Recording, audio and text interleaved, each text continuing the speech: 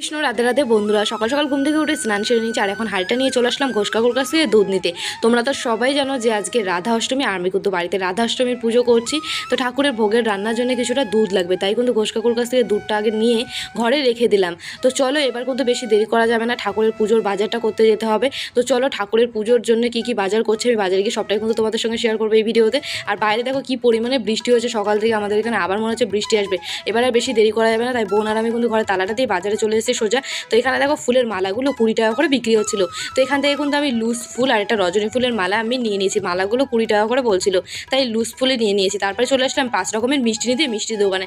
তো মিষ্টির দোকান থেকে 5 রকমের মিষ্টি নিয়ে সোজা চলে আসলাম ফলের দোকানে। তো এখান থেকে একটা তাল, নারকেল, 5 রকমের ফল আমি নিয়ে নিয়েছি।